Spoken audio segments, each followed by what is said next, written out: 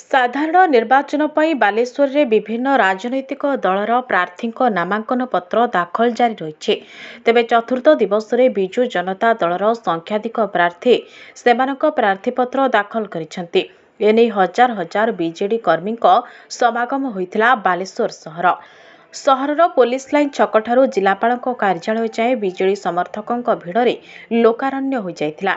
ଏହି କ୍ରମରେ ବସ୍ତା ନିର୍ବାଚନ ମଣ୍ଡଳୀର ବିଜେଡି ପ୍ରାର୍ଥିନୀ ସୁବାସିନୀ ଜେନା ସ୍ଥାନୀୟ ଗାନ୍ଧୀ ସ୍ମୃତି ଭବନ ନିକଟରୁ ଖୋଲା ଜିପ୍ରେ ବାହାରି ଶ୍ରୀମତୀ ଜେନା ହଜାର ହଜାର କର୍ମୀଙ୍କ ଗହଣରେ ଉପଜିଲ୍ଲାପାଳଙ୍କ କାର୍ଯ୍ୟାଳୟରେ ପହଞ୍ଚିଥିଲେ।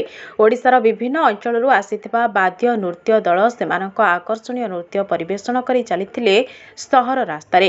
ନାମାଙ୍କନ ପତ୍ର ଦାଖଲ ସମୟରେ ହୋଇଥିବା ଜନସମାଗମ ବାଲେଶ୍ୱର ଜିଲ୍ଲାରେ ବିଜୁ ଜନତା ଦଳ ପ୍ରତି ଲୋକଙ୍କ ସମର୍ଥନକୁ ପ୍ରମାଣିତ କରୁଛି ବୋଲି ପୂର୍ବତନ ସାଂସଦ ଶ୍ରୀ ଜେନା ଏହି ଅବସରରେ କହିଥିଲେ।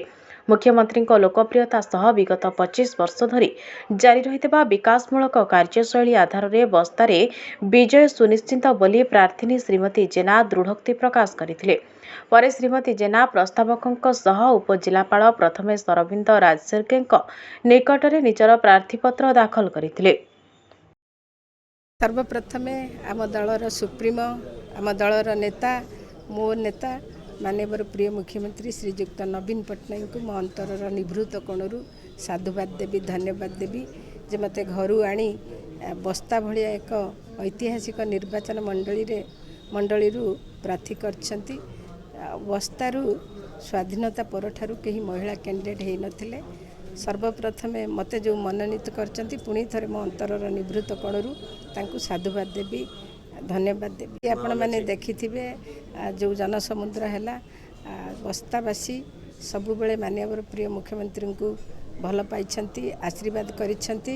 शंख चिन्ह को भल पाई आशीर्वाद करिसेंती। मते मध्य आशीर्वाद करिसेंती।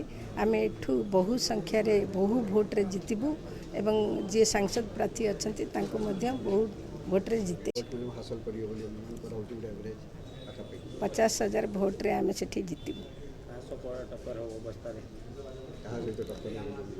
कहा सहित मु अन्य कहा कथा कहबिनी मु निजे कौन करी से कहबी। मोर कहा कथा मु कहबा को भल पाएनी। मु निजे 50,000 भोट रे जितिबी।